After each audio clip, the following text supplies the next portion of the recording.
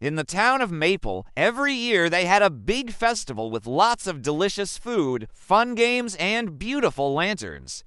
The townspeople would make their very own lanterns and decorate them with colorful patterns and glowing lights. Then, at the peak of the Lantern Festival, everyone would release their lanterns into the sky. And those that were light enough would float all the way up to the clouds, and then float back down again gently to Earth, slowly coming back to Maple Town. But this year, all the lanterns flew away and never came back. So Mart and Max, two young friends from Maple Town, decided to go after them. Riding on the back of Milo, the funny monkey, they soon reached the edge of the forest where hundreds of lanterns were stuck in the branches of the tallest trees. "Oh no," cried Max. "All the lanterns are stuck. How will we ever get them down?" Just then, a gust of wind swished through the trees and spoke in a mischievous voice. "Only those who make me laugh can have their lanterns back." "Oh, I'm sure we can make him laugh," said Mart confidently, but he had no idea how. Mart tried telling jokes, but the wind just blew them away. Max tried singing songs, but the wind just whistled and mocked him. Then they both started to feel a bit scared. If they couldn't make the wind spirit laugh, they'd never get their lanterns back. And if they didn't get the lanterns back, the annual Lantern Festival would never be the same.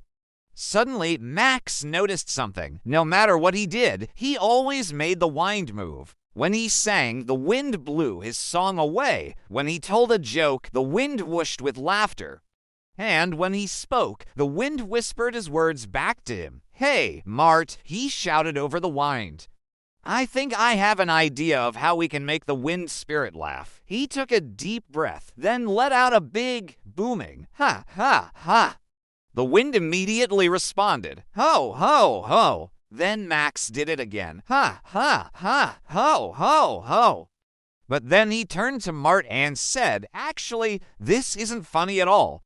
It's really annoying." The wind spirits started to blow harder and harder, trying to blow them away.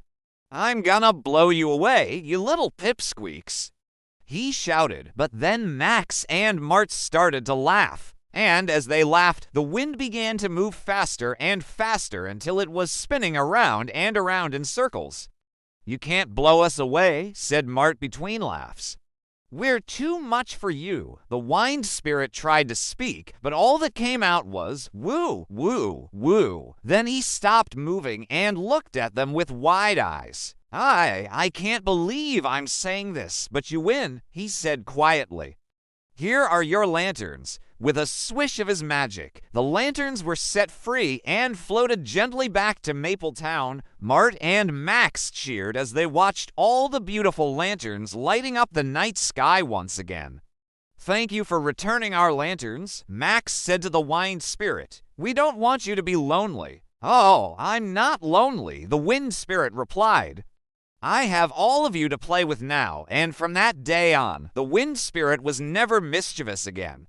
Instead, he used his powers to help the people of Maple Town in any way he could, like returning lost kittens to their homes or helping old Mrs. Willoughby pick apples from the highest branches. And sometimes, just sometimes, he would play a little trickster game with Mart and Max, blowing hats off their heads or making funny faces behind tree trunks.